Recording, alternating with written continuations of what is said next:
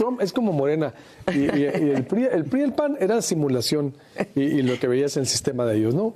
Pero en Morena lo que es, lo que ves es, no se esconden. ¿Qué me preocupa realmente? Que pueda venir una crisis humanitaria con las deportaciones, que realmente crezca estas deportaciones masivas que ha anunciado Donald Trump, que ahora sí hay que creerle, y también el discurso de odio que está generando en los Estados Unidos. Y creo que cada vez dejamos de hablar menos de Andrés Manuel López Obrador y más sale a reducir un estilo propio. Ya no es la que manda, ya la manda el presidente, no, creo que quedó muy claro quién es Claudia Sheinbaum. Por más allá de la geopolítica y el reconocimiento que tenga de otros países las decisiones de Claudia Sheinbaum, lo que yo vi es que no doblaron a Donald Trump. Donald Trump finalmente logró lo que quería. Pues creo que también pone a México en una posición en la que seguramente en un mes vamos a ver una diferencia, y lo quiero pensar así, entre lo que está ocurriendo en este momento y con la llegada de los diferentes elementos.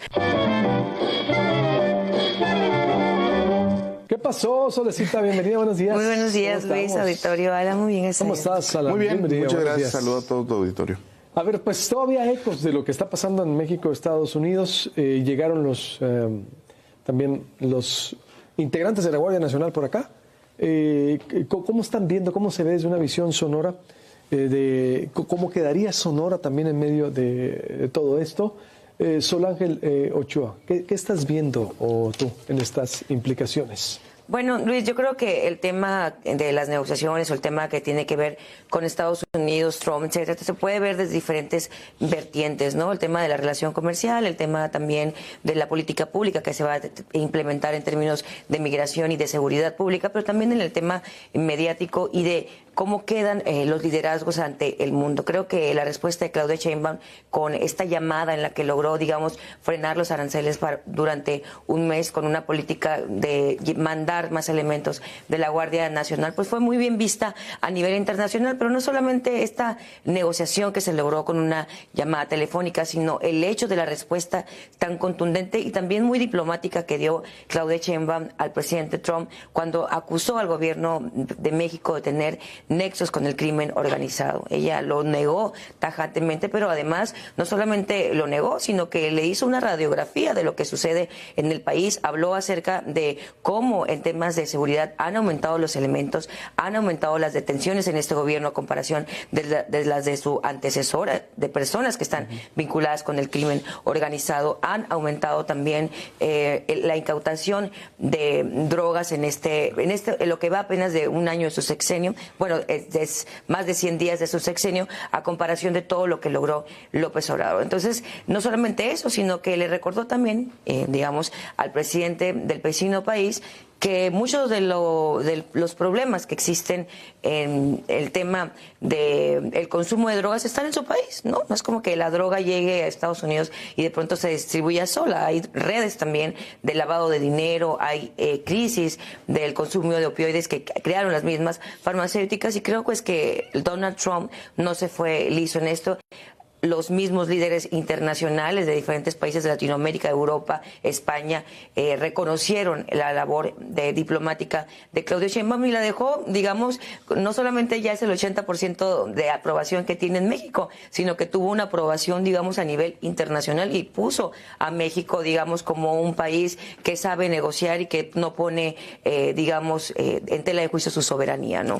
¿Tú cómo lo ves? Híjole, yo voy a ser, yo creo que el Contreras, yo creo. Como debe ser, para eso estás aquí. Porque la verdad es que por más allá de la geopolítica y el reconocimiento que tenga de otros países las decisiones de Claudia Sheinbaum, lo que yo vi es que no doblaron a Donald Trump. Donald Trump finalmente logró lo que quería. El arte de la negociación es un libro inspirado en él es el negociador. Y creo que el tema de anunciar en campaña, inclusive fue una amenaza que él concretizó en un decreto presidencial en su toma de protesta, venía acompañado de una estrategia de negociación que al final de cuentas tuvo que llamarle la propia presidenta para acordar. Yo creo que los dividendos finalmente llegaron a más favorables a Estados Unidos que a México. Y te pongo un dato ahí. En 2022, Donald Trump en Ohio mencionó que del 2 al 7 de junio del 19, cuando él todavía era presidente, Marcelo Ebrard lo visitó en su oficina y le pidió a Donald Trump, pues,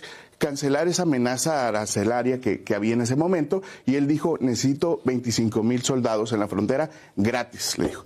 ¿Por qué haría eso?, le dijo Marcelo Ebrard, y le dijo, porque si no te voy a subir los aranceles. Lo cumplió finalmente. Entonces, en esa ocasión, dice Donald Trump, nunca vi doblegado a alguien tan fácilmente. Creo que finalmente nos está exponiendo lo que piensa también de este acuerdo. Entonces yo sí veo como un logro más de Donald Trump que de Claudia Sheinbaum. Claro que hay una guerra de narrativas, claro que al mexicano le enorgullece, inclusive me enorgullece a mí que haya tenido una respuesta, pero el diagnóstico que hace de la realidad de Estados Unidos, a ver, Estados Unidos tiene inteligencia para tener el diagnóstico de lo que pasa en México. Entonces también creo que es una guerra de narrativas, creo que al final de cuentas le están hablando a sus bases y cada uno tiene niveles de popularidad muy grandes porque, bueno, llegan a este momento cúspide cumpliendo lo que prometieron en campaña. ¿Cómo es eso, Ángel? Bueno, yo creo que Donald Trump se ha caracterizado por decir muchas cosas que no va a hacer, pero además hay que decirlo. A ver, tampoco es que a México le hayan dicho algo que no tuviera contemplado o que la presidenta de México no hubiera dicho que iban a mandar más guardias o a reforzar el tema de la frontera del país. Evidentemente, pues no solamente por el tema de inseguridad y el tema del tráfico de fentanilo, sino por el tema de la migración que ya lo veíamos viendo. Y además, retomando el tema de cómo lo vemos desde Sonora, pues digo, a ver, acabas de leer un boletín lamentable con este hecho de inseguridad que pasó en San Carlos. También dabas visibilidad al tema de lo que está ocurriendo en San Luis Río Colorado con 60 asesinatos, creo que van en un mes. Entonces yo me parece lamentable que en una política de seguridad en la que tenemos, pues también que lleguen 1.500 elementos a la frontera, que estén 400 más en San Luis Río Colorado, en Sáric y en esta zona de la Guardia Nacional, seguramente va a tener un impacto importante también en estas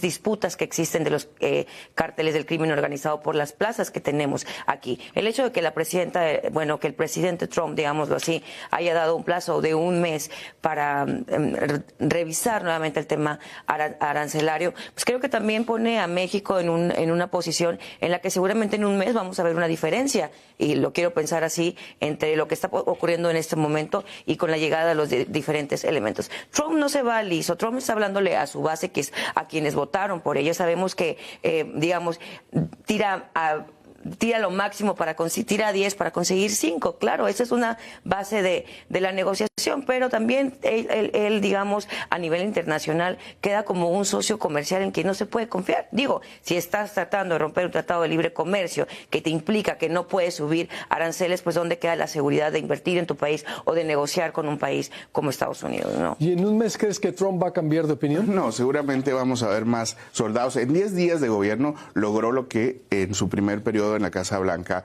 25,000 elementos de seguridad. Yo creo que es la meta mínima que tiene Donald Trump. En este primer mes van a ser 10,000. No dudo que sea otra la petición también en un mes. ¿Por qué? Porque si no hubiera negociado 6 meses, o bueno, lo hubiera dejado en pausa permanentemente, que la propia Claudia Sheinbaum ha dicho, queremos que funcione así. Yo reconozco el cuerpo diplomático de México porque finalmente están ganando también en el discurso. Sin embargo, sí me preocupa que la propia Claudia Sheinbaum, si bien reconozco, manda el mensaje de seguridad y tranquilidad al pueblo mexicano, decir que tiene plan A, plan B y plan C.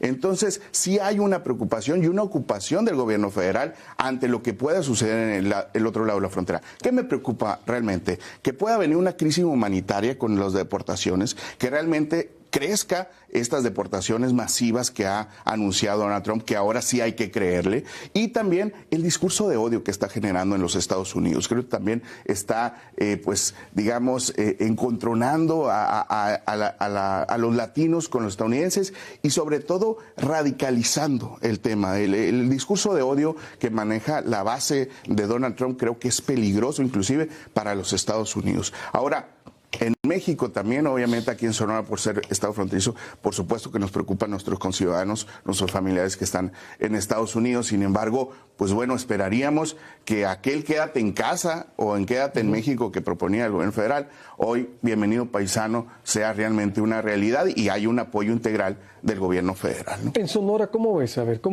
¿qué repercusiones puede tener todo esto? ¿O cómo estás viendo cómo puede ser afectado o beneficiado el gobierno de Sonora? Bueno, yo creo que es importante importante reconocer que en este momento tenemos un tema comercial importante que es la relocalización de los capitales extranjeros para que vengan a México. Digo, es uno de los principales lemas del gobierno del estado, el nearshoring. El gobernador acaba de estar fuera en una gira por Taiwán para atraer precisamente inversiones y que exista una cadena de producción que al final de cuentas se vea consolidado con el tema del puerto de Guaymas, las vías del tren, y entonces que seamos este puerto para el mundo. Creo que evidentemente tener un pleito con el país vecino no necesariamente le beneficia al Estado, pero hay que recordar que también la gobernadora de Arizona mandó un desplegado precisamente reconociendo que las políticas, bueno, o más bien no apoyando las políticas del presidente de la República, porque hay que reconocer, hay que saber que Sonora y Arizona somos una megaregión que compartimos una importante economía, turismo económico y una serie de actividades económicas importantes. Obviamente que suban aranceles y todas estas cuestiones genera una presión, pero también dentro de las presiones está el poder trabajar. Al final de cuentas, que la presidenta de México con una llamada logre que Donald Trump diga, no, bueno, ok, me voy a hacer para atrás. Donald Trump es lo que necesitaba, un pretexto para no llevar a cabo una medida que evidentemente no solamente va a afectar a México, sino va a afectar también a todas y a todos sus ciudadanos, donde tienen una inflación importante en temas de canasta básica. No puede seguirle cargando los precios a la economía de las familias. Era un, digamos, perder la dinámica, y con la propuesta de Claudia fue, te doy una solución para que no tengas que llevar a cabo una política de campaña que sabías que no ibas a cumplir, porque creo que en el momento a lo mejor él le habla a su base, pero necesitaba un pretexto como este para no llevar a cabo una acción hasta suicida, me parece, en cierta suicida de la economía. México salvó a Donald Trump y la economía global, básicamente, ¿no? Creo que algo es así. Pero también pone de manifiesto que si van a estar con estas amenazas, yo no veo mal que exista un plan B, un plan C o hasta un plan Z, porque ese es el trabajo de los gobiernos, gestionar, planear, ver si puedes hacer una cosa o no. Digo, al final de cuentas, para cambiar el Tratado de Libre Comercio o hacer todas estas decisiones, tienen que pasar por las cámaras de ambos países. No, el Ejecutivo de Estados Unidos no tiene la facultad de ponerse a negociar, tiene que hacerlo el Legislativo y entonces pasárselo, y también tendría que pasar por el Legislativo de nuestro país, y esto es un proceso largo, no es cualquier cosa que se pueda tomar a la ligera, ¿no? Entonces creo que es una oportunidad importante también para que Sonora y México diversifique sus formas económicas y de negocios, y que además también, de cierta manera, pues lo que ya veníamos diciendo, digamos, aquí con el tema de agricultura, cambiar los cultivos, incentivar la producción local, el consumo local, o ya sabrán las autoridades qué tipo de economía vamos a hacer, pero creo que es un nicho importante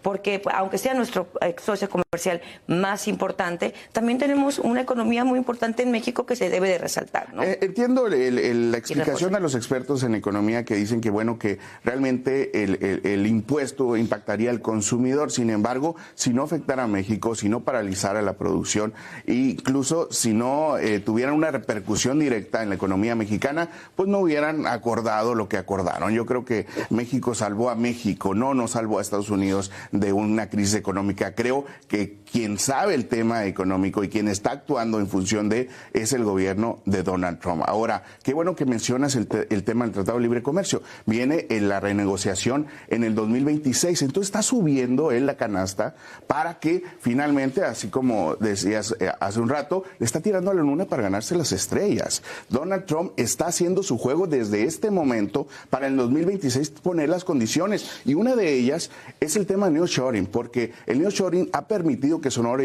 ahorita esté muy pujante en el tema económico. Sin embargo, también hay que decirlo, en el contexto mundial hay una guerra comercial entre Estados Unidos y China, y acusa a México de ser pues la puerta trasera por donde están entrando productos chinos sin pues llegar a invertir a los Estados Unidos. Entonces, creo que ambas cuestiones se entrelazan en el tema de tratar de negociar lo que más le convenga a Estados Unidos, porque lo ha dicho y es su eslogan de campaña, hacer la economía más fuerte todavía de Estados Unidos. Creo que es la misión principal de Donald Trump. Hay que recordar también, hay que meternos también en el tema personal. Donald Trump ya fue presidente, ya tuvo una etapa inclusive de persecución donde la reflexión debió de haber llegado a él. Y pensar qué hizo bien, qué hizo mal, Y bueno, en esta segunda versión yo creo que viene, ahora sí, perro que ladra sí muerde con Donald Trump. Puedes ganar el primer round, pero no sabes cuántos rounds tiene la pelea. Ese es el riesgo, es decir, ¿no? Y no confiarse, es Trump también. Bueno, no es que sea solamente Trump, es Estados Unidos, ¿no? Ya nos quitaron la mitad del país. ¿Qué te puedes esperar de un socio comercial de esa naturaleza? Entonces, creo que las autoridades mexicanas tienen que hacerlo conducente en ver esto como un área de oportunidad y no meramente solo como el dar o el decir que siempre con Estados Unidos vas a estarlo haciendo mal. Pero no solamente es el tema económico, es el tema de la seguridad. Mira, una de las razones por la que transitamos, digamos, en México a la democracia sí fue por temas que tenían que ver con presiones internacionales, entre ellas el tener comercio con Estados Unidos. Decía, no puedo negociar con un régimen que no tiene una democracia clara, y por eso México se abrió de cierta manera obligado por Estados Unidos en ese momento. El PRI tuvo que abrirse a la democracia para acceder a créditos, para muchas cosas que se necesitaban en ese momento. Entonces, si esto está sucediendo en este momento, puede ser también una oportunidad importante para que realmente el gobierno federal, pues si ya lo hacía, que lo haga de manera muy contundente la lucha contra el crimen organizado. Porque lo que estamos viviendo en el país, lo que estamos viviendo en Sinaloa, es algo que cada vez como mexicanos nos deja de sorprender más, y eso a mí me preocupa, porque ya lo vemos como el día a día. O sea, debería ser algo sorprendente. Entonces creo que cualquier crisis, porque lo vemos desde el lado migratorio, el lado económico y el lado de seguridad. Digo, al final de cuentas hay muchos intereses en lo que estamos viviendo en este momento. Somos socios comerciales. El Tratado de Libre Comercio no necesariamente se negociaba en el 26, era una reunión para revisar cómo iban. Claro que dentro de esas revisiones, alguno de los países puede decir, bueno, quiero cambiar un capítulo completo, y entonces se tendría que hacer toda la renegociación y pasar por las cámaras y en ese sentido. Pero creo que es un momento para que México tome una crisis para, digamos, volver a ver hacia adentro, ver una autocrítica, porque es importante también que se hagan autocríticas, ¿no? Los gobiernos, y ver las áreas de oportunidad. Y si esto va a servir para eso, pues a mí me parece que hablando de autocrítica, yo creo que también, a ver, el tema, yo creo, toral de todo esto, creo que es la seguridad, la salud pública, inclusive por el tema del fentanilo. Sin embargo, la acusación que hace el gobierno de los Estados Unidos de que hay un gobierno coludido con el narcotráfico, un narcogobierno, y ver lo que está pasando en Sinaloa, no solamente el desastre que se traen los grupos criminales, sino que está pasando con el gobernador de Sinaloa, como por cuestiones políticas no lo han quitado. ¿Por qué? Porque esto pues podría traer también, aparte de reconocer públicamente de que a lo mejor sí está ligado con el narcotráfico, pues también podría traer repercusiones de acusaciones a otros niveles de gobierno. Entonces creo que si está poniendo el dedo en la llaga Estados Unidos es por algo, y creo que la llaga se llama Sinaloa. Ahora, el tema de tener el fantasma del intervencionismo en Estados Unidos, de hablar sobre seguridad nacional a los mexicanos, claro que nos causa escozor, que nos causa un poquito de urticaria el pensar que ellos se pueden intrometer. Sin embargo, pues es la naturaleza de los Estados Unidos. Acaba de declarar que va a tener intervención en Gaza. Es decir, sí nos debe preocupar ese tema, y yo creo que la presidenta Claudia Sheinbaum va a ser lo suficientemente capaz con el cuerpo diplomático para no permitir eso, porque sería, yo creo que sí, un tropiezo muy grande en su gobierno el permitir que Fuerzas Armadas de los Estados Unidos intervengan en territorio mexicano. ¿Puede intervenir? ¿Cómo ves? Bueno, la verdad es que... O intervendrán, de que puede. Pero es decir, se atrevería, porque allá en Gaza está diciendo no lo voy a hacer, pero se atrevería, ¿le convendría? Pues la verdad, yo no creo que a Estados Unidos le convenga intervenir en México. Al final de cuentas, somos el país vecino, tiene una frontera enorme con México. México podría abrirle las puertas a otros países enemigos de Estados Unidos. Creo que realmente, o sea, tener ese panorama es hablar de algo, bueno,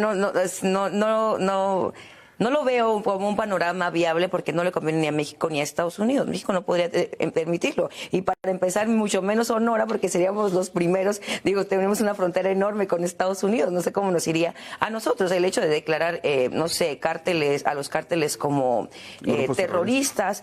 Lo puedo ver más como una opción que tengan ellos hay que recordar algo. Estados Unidos no negocia con terroristas. Entonces ya no va a poder negociar con todos estos criminales que ellos atrapan, ¿sabes? Entonces puede ser, pues, un doble discurso, digámoslo así. También les da la oportunidad de intervenir en los países los que ellos llaman terroristas, pero pues que primero también, que como se los dijo la presidenta, intervengan en su propio país las redes de corrupción, de lavado de dinero, a los criminales que distribuyen la droga, ya que son muchísimos, ¿no? Claro, pero el fantasma intervencionista ahí está. Y creo que muestra de ello, a lo mejor puede ser algo insignificante, pero el tema de cambiarle el nombre de Golfo de México a Golfo de América creo que es un indicador de la naturaleza del gobierno de los Estados Unidos. Bueno, pues es una payasada Sí, también, sí, ¿no? Digo, también hay que decirlo lo que es. O sea, Ahí se va a ir está. Trump y la gente le va a seguir llamando Golfo de México, y cuando salga de ahí seguramente el siguiente presidente le va a volver a llamar Golfo de México. Digo, también hay que ver las cosas en la justa medida. Eso es una estupidez. No, a ver, yo digo, ¿no? desnuda por la naturaleza de los Estados Unidos, la Es como vocación AMLO. intervencionista, ¿Cuántas tonterías no decía el imperialista, presidente?